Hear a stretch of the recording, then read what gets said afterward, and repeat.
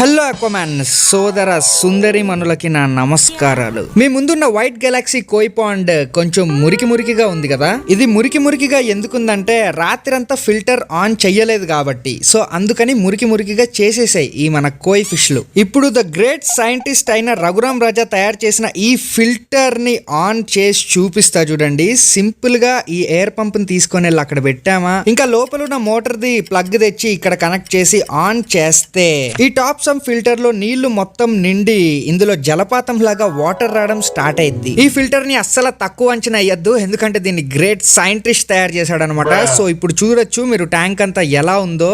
ఇప్పుడు జస్ట్ కొంతసేపు అంటే జస్ట్ అలా ఒక 1-2 అవర్స్ తర్వాత వచ్చి చూద్దాం ట్యాంక్ ఎలా అయిపోద్దో. 2 hours later. ఇదిగోండి ఇప్పుడు 2 అవర్స్ తర్వాత వచ్చి చూస్తున్నాను. పాండులో కొంచెం కూడా దుమ్ము ఉండదు, మొత్తం క్లీన్ చేసేస్తుంది చూడండి. మీకు ఎక్కడ కూడా గోధుమ రవ్వ ఉప్మా సైజ్ అంత దుమ్ము కనిపించదు. Wow, what a medical miracle.